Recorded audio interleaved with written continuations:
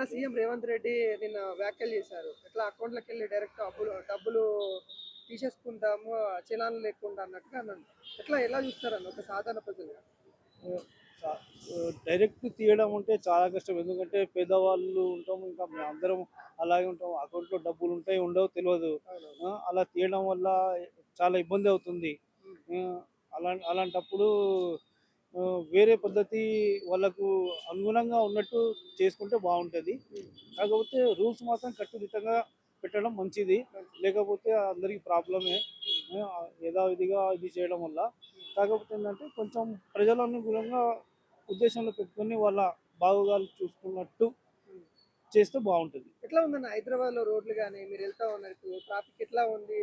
ఆకతాయిలు కనబడతా ఉన్నారా? అంటే ర్యాష్‌గా డ్రైవింగ్ చేసేవాళ్ళు ఎట్లా ఉంది? లేదా అంతగా అయితే కనిపిస్తలేదు. కాకపోతే యూట్యూబ్‌లోనే చూస్తున్నాము. హ్మ్. కొంచెం అక్కడిక్కడ వేరేలాగా కొంచెము పోలీసుల కాళ్ళ ముందల స్టంట్లు చేయడం అది ఇది, కానీ అది చాలా డేంజర్, కరెక్ట్ కాదు. వాళ్ళతో పాటు అమాయక ప్రజలకు చాలా ఇబ్బంది అవుతుంది. యాక్సిడెంట్లు లేనిపోని ప్రాబ్లమ్స్ క్రియేట్ అవుతున్నాయి. కాబట్టి అలా రూల్స్ మాత్రం ఖచ్చితంగా టైట్ చేయడం వల్ల మంచిదే. హ్మ్. కాకపోతే కొంచెం ఇది అకౌంట్‌లోకెళ్ళి అకౌంట్లోకి డైరెక్ట్ వెళ్ళి డైరెక్ట్ చేయడము, ఎందుకంటే చాలా ప్రాబ్లము, పేదవాళ్ళకి చాలా ఇబ్బంది అవుతుంది. దాన్ని వేరే పద్ధతిలో చేస్తే చాలా బాగుంటుంది. Thank you. Right. Revanth Reddy ఒక సంచలనమైన నిర్ణయం తీసుకున్నారు. నిన్న ప్రకటించడం కూడా జరిగింది. ఏదైతే చలాన్‌లకు సంబంధించి ఎవరైతే చలాన్‌లు పడతాయో వాళ్ళ అకౌంట్‌లోకెళ్ళి డైరెక్ట్ డబ్బులు గవర్నమెంట్‌కి ఎళ్ళే విధంగా కొత్త రూల్ తీసుకురండి. ఆకతాయిలు పెరిగిపోతా ఉన్నారు అన్నట్టుగా తను వ్యాఖ్యలు చేశారు. అవి ఎట్లా చూస్తా ఉన్నారు? ఇది నేను విన్నప్పుడైతే న్యూస్లో విన్నాను నేను. హ్మ్. నేను విన్నప్పుడైతే భయపడ్డా. హ్మ్. నాకు బండి లేదు యాక్చువల్గా, హ్మ్. హ్మ్. తీసాను. సో భయపడతారు ప్రజలు. హ్మ్. హ్మ్. ఎందుకంటే ఈవెన్ ఇప్పుడు ఈఎంఐకి నెంబర్ ఇవ్వాలంటేనే భయపడతాం. అవును. అంటే ఇవాళ ఆ, మామూలుగా బయట జనరల్గా హ్యాకింగ్ అవన్నీ వచ్చేసినాయి కదా. అవునవును. నెంబర్ ఇచ్చేస్తే మన వాళ్ళు ఎంత తీసుకుంటారో ఏంటో మన సామాన్య ప్రజలకు అర్థం కాదు కదా. అవును. అది ఇబ్బంది కదా. హ్మ్. హ్మ్. భయం వేస్తుంది, ప్రజలకు భయం వేస్తుంది. హ్మ్. అంటే భయపెట్టడానికి అనొచ్చు, హ్మ్. లేకపోతే మీది ఎప్పుడప్పుడు కట్టేయండి బాబు అని చెప్పడానికి అనొచ్చు. హ్మ్. కానీ ఆ, ఖచ్చితంగా అకౌంట్లోంచి మేమే డిడక్ట్ చేసేసుకుంటాం. హ్మ్. బ్యాంక్ లోన్ తీసుకుంటే ఈఎంఐకి అటాచ్ చేస్తారు, అది కరెక్టే. అవునవును. అది రూల్స్ ప్రకారం నడుస్తాయి. ఇక్కడ కూడా వీళ్ళు తీసేసుకుంటారని కాదు. హ్మ్. హ్మ్. ఈఎంఐ మనం ఎంత అమౌంట్ అయితే వాళ్ళు అక్కడ మన అప్రూవల్ ఉంటుంది, వాళ్ళు తీసుకున్నాక మనం చెక్ చేసుకోవాలి. ఆ! ఆ! బ్యాంక్ అటాచ్ చేసేస్తే ఏంటి అర్థం? ఇప్పుడు ఈఎంఐ అంటే ఏంటంటే మనం ఈఎంఐ అప్రూవల్ మనం చెప్పేది, మనం దానికి అప్రూవల్ ఇస్తాం మనం. హ్మ్. హ్మ్. చలాన్లు గూడా మనం అన్‌ఎక్స్‌పెక్టెడ్‌గా గూడా చాలా వరకు ఎక్కడున్నారో గూడా ఆ, సీసీ కెమెరాలు ఏడున్నారో ఆ, గూడా తెలియని పరిస్థితి ఎలా తెలియని ఉంది. పరిస్థితి. కెమెరాల్లో తీసేసుకుంటున్నారు. ఆ! జనరల్గా వాళ్ళ డ్యూటీ అది, పోలీసులు. హ్మ్. హ్మ్. తీసేసుకున్న తర్వాత మనకి ఎక్కడ వెళ్తున్నాయో తెలియదు. హ్మ్. హ్మ్. హ్మ్. ఏదో ఇప్పుడు పాపం చిన్న చిన్న అవసరాలు ఉంటాయి, అవునవును. గబుక్కున అది డిటెక్ట్ అయిపోతే ఇన్ఫర్మేషన్ తెలియదు కదా, మరి అవును. మెసేజ్ వస్తుంది. అవును. రేపు ఏదో అవసరం ఉంటుంది పిల్లలకో, ఫ్యామిలీకో, ఇంకెవరికో. హ్మ్. హ్మ్. సడన్ గా డౌన్ అయిపోతే, అమౌంట్ వెళ్ళిపోతే, ఇప్పుడు ఈఎంఐలు బ్యాంకు లోన్లు అంటే ఏదో ఒక అమౌంట్ ఫిక్స్డ్ గా మనకి తెలుస్తూ ఉంటది, ఈ నెలకి 3వ తారీఖుకి 2,000 వెళ్ళిపోతుంది అని. అది కొంచెం ఇబ్బంది, భయపడే విషయం. గట్టిగా. అన్నకప్పుడు ఇదే రేవంత్ రెడ్డి చలాన్ గురించి మాట్లాడతామన్నట్టు డిస్కౌంట్లు ఇస్తానని చెప్పిండు. హ్మ్. చలాన్లు ఎక్కువ ఉంటే డిస్కౌంట్లు ఇస్తానని మాట్లాడిన రేవంత్ రెడ్డి ఈరోజు చలాన్ గురించి మాట్లాడుతున్నాడు. మేము ఇప్పుడు ఏమంటున్నా అంటే చలాన్ల విషయంలో డైరెక్ట్ అమౌంట్ కట్ చేసుకుంటానంట. మనకు మనకు ఉన్నాయే, మన దగ్గర ఉన్నాయే చిన్న చిన్న అమౌంట్ ఉంటాయి, 200 300. దాని చెల్ల పడితే నువ్వు యాడికల్ డెబిట్ చేసుకోవచ్చు సార్. పెద్ద పెద్ద వాళ్ళకి నడుస్తారు, 20 డైరెక్ట్ క్రెడిట్ చేసుకునేది పెద్ద పెద్ద నడుతాయి. మన దగ్గర ఉన్నాయే చిన్న అమౌంట్, దానికి నువ్వు డెబిట్ చేస్తా అంటే నాకు నవ్వొచ్చింది వాస్తవం చెప్పాలంటే. ఫస్ట్ ఎమ్మెల్యేలకి ఎంపీలకు పెట్టండి సార్, అదే కామన్ పీపుల్స్ పెడితే అది వర్కౌట్ అయితే చూద్దాము. ఫస్ట్ ఎమ్మెల్యేకి ఎంపీలు పెట్టండి, అది చూసుకుంటే రీసెంట్ ఒక ఎమ్మెల్యేకి ఎంతో అంటే ఒక 10,000 20,000 చలాన్లు పడ్డాయి ఆయనకి. సో ఫస్ట్ ఎమ్మెల్యేలో పెట్టండి, ఎమ్మెల్యేకి ఎంపీలకు పెట్టండి, తర్వాత జిహెచ్ఎంసీ కార్పొరేట్లో పెట్టండి, ఎంపీటీసీ జెడ్పీటీసీ సర్పంచ్ పెట్టిన తర్వాత అప్పుడు కాన్ఫిడెన్స్కి వద్దాం, అప్పుడు వర్కౌట్ అయితే చేద్దాం. కానీ ఇది వర్కౌట్ అయ్యే పని కాదు. సో ఎందుకంటే ప్రజల దగ్గర అంత లక్షల కోట్లు ఉండవు ఎవరి దగ్గర కూడా కదా, సామాన్య ప్రజల దగ్గర. నా దగ్గర తిప్పుకొడితే 12 రూపాయలు నా అకౌంట్లో. ఇప్పుడు నీ చలాన్ పడితే నేను ఆర్టికల్ డెబిట్ చేసుకుంటూ ఉన్నది మొత్తం ఉడుచుకున్నాను, మైనస్ అవుతుంది. కాబట్టి అది వర్కౌట్ అయ్యే ప్లాన్ కాదు, కానీ చేస్తే కూడా మంచిది, వాస్తవంగా మంచి ఐడియానే.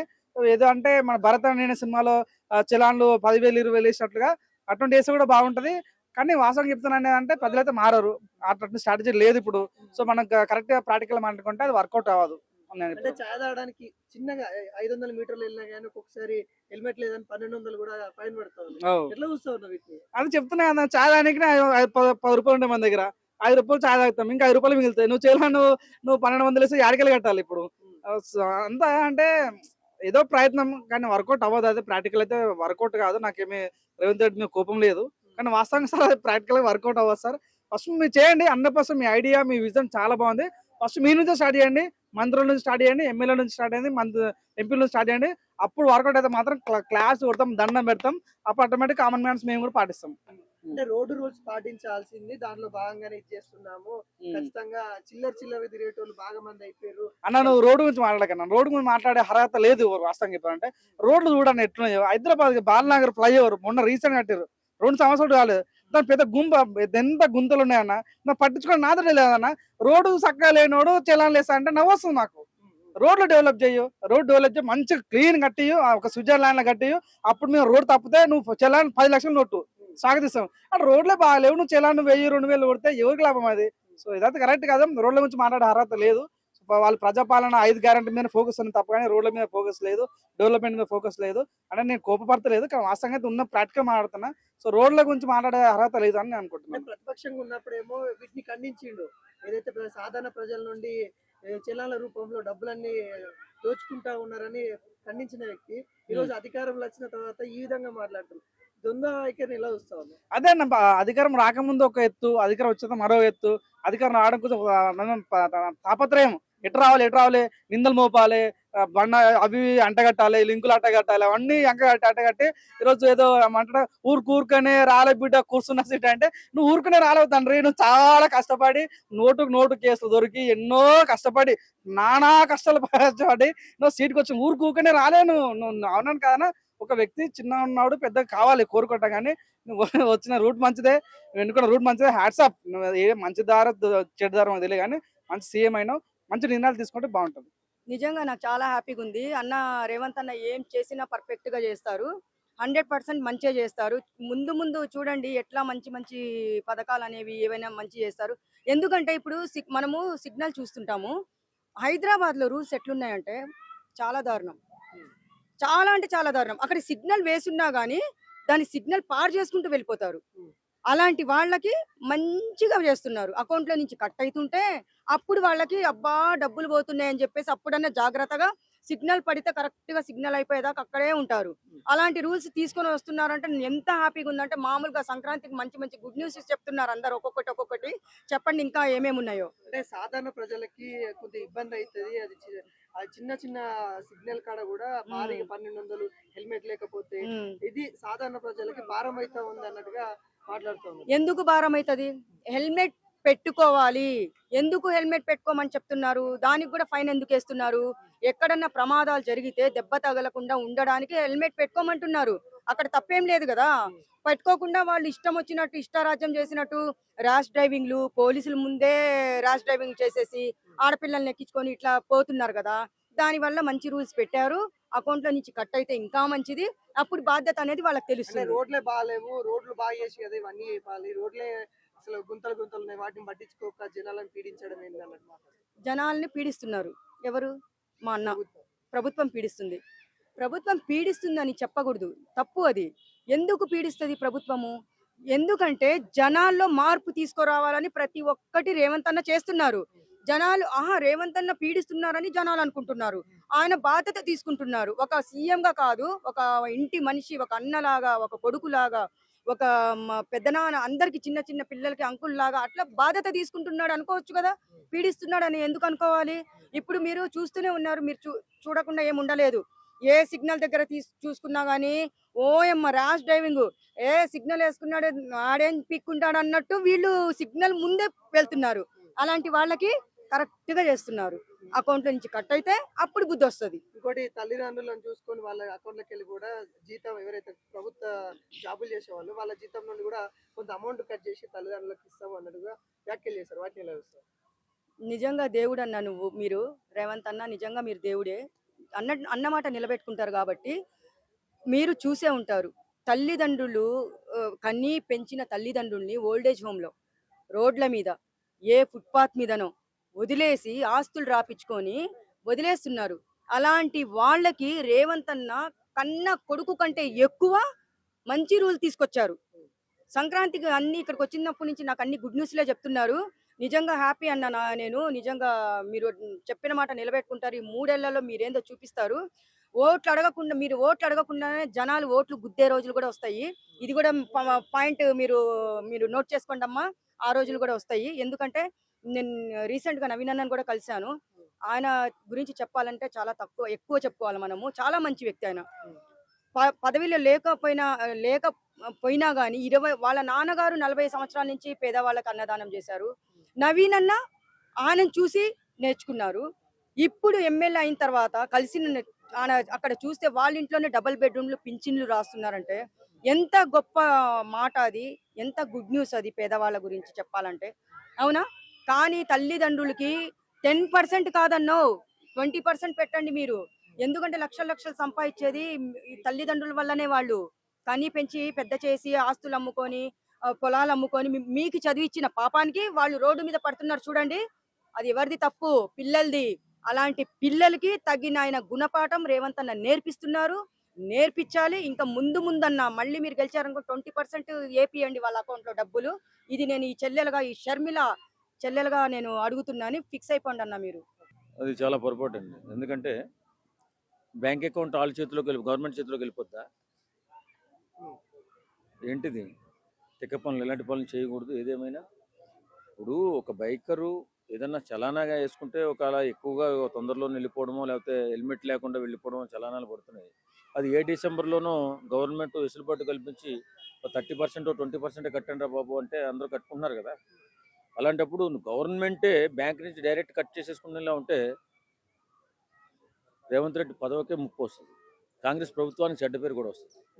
ఇప్పుడు సామాన్యం కాదు, మామూలు విషయం కాదు. ఒక బ్యాంకు నుంచి డైరెక్ట్ ప్రభుత్వం తీసేసుకుంటుంటే ఇంకా ప్రజలకి ఇంకా ఏముంటుంది?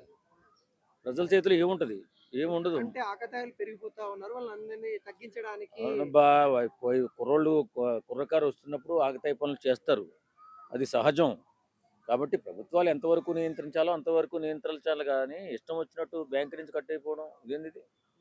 ఇది తలతెక్క పని. ఇలాంటివి చేస్తే ప్రభుత్వానికి చెడ్డ పేరు రావడమే కాకుండా 2028 ఎలక్షన్లో రేవంత్ రెడ్డి అనేవాడు కనుమరుగైపోతాడు. అంటే చలానం కూడా ఎవరు కట్టట్లేదు.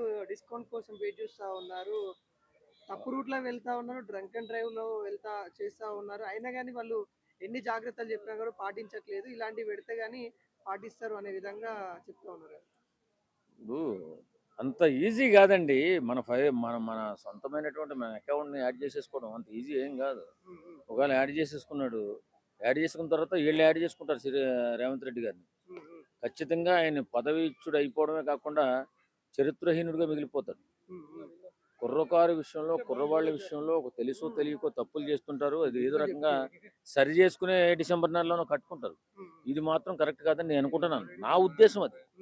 ఏదేమైనా ఇలా చలానాల వల్ల కూడా టీఆర్ఎస్ ప్రభుత్వం ఇబ్బందులు పడింది, అది తెలుసుకోవాలి ఫస్ట్. టీఆర్ఎస్ ప్రభుత్వం పోవడానికి కూడా కారణం యువతలో ఇలాంటి ఇబ్బందులు పెట్టినందువల్లే. అది గుర్తించుకుని రేవంత్ రెడ్డి గారు మసులుకుంటే బాగుంటుంది తప్ప మీ బ్యాంక్ అకౌంట్ మా ప్రభుత్వ ఆధీనంలో తీసేసుకుంటున్నామంటే ఎవరు ఊరుకోరు. అది కరెక్ట్. రోడ్లు హైదరాబాద్ లో రోడ్లు ఎలా ఉన్నాయి? పరిస్థితి ఎలా ఉంది? మీరు వెళ్తా ఉంటారు రద్దీ గానీ ఎట్లా ఉంది? బాగానే ఉంది. రోడ్లు ఎప్పటిలాగే ఉన్నాయి. ఎప్పుడు కూడా హైదరాబాద్ అంటే ఒక అద్భుతమైన ప్రదేశం. ఇది ఎప్పటికప్పుడు డెవలప్ అవుతూనే ఉంటుంది. ఏ నాయకుడు వచ్చినా డెవలప్ చేయవలసిందే. ఎందుకంటే అంత ఆ రకంగా ఇక్కడ బ్రతుకు తెరువు ఎక్కువగా ఉంది. యువత భవిష్యత్తు అంతా కూడా హైదరాబాద్ మీద ఉంది. తెలంగాణ భవిష్యత్తు కానీ లేకపోతే అక్కడి నుంచి ఆంధ్ర నుంచి ఎప్పుడూ సెటిల్ అయిపోయిన వారి భవిష్యత్తు కానీ మన తెలంగాణలో ఉంది కాబట్టి, హైదరాబాద్లో ఉంది కాబట్టి ఏదైనా డెవలప్ అవుతూ ఉంటుంది. కాకపోతే ఇలాంటి రాజకీయ నాయకులు వచ్చినప్పుడల్లా ఏదో చెడ్డ పేరు తీసుకొచ్చి ఇబ్బందులు పెట్టడం వల్ల ప్రభుత్వాలు మారిపోతుంటాయి. తర్వాత వాళ్ళు మళ్ళీ ముందుకు కూడా రాలేరు. కాబట్టి ఇలాంటి చలాన విషయంలో వెసులుబాటు కల్పించాలి. ఇష్టానుసారంగా చలానాలు వేసిస్తే యువత కంట్రోల్లాగా అయిపోతుందంటే నువ్వు బ్రాందీ షాపులు నడపడం మానేసేయి. నీ ప్రభుత్వం ఉంటుందేమో చూద్దు. కానీ ఏదేమైనా వెర్రి పనులు వెకిలి పనులు చేయకూడదు. చేసేదేమన్నా యువతకు ఉపయోగపడేటటువంటి కార్యక్రమాలు చేయండి. యువతను దోసుకునే కార్యక్రమాలు చేయొద్దని చెప్పి నేను అంటాను.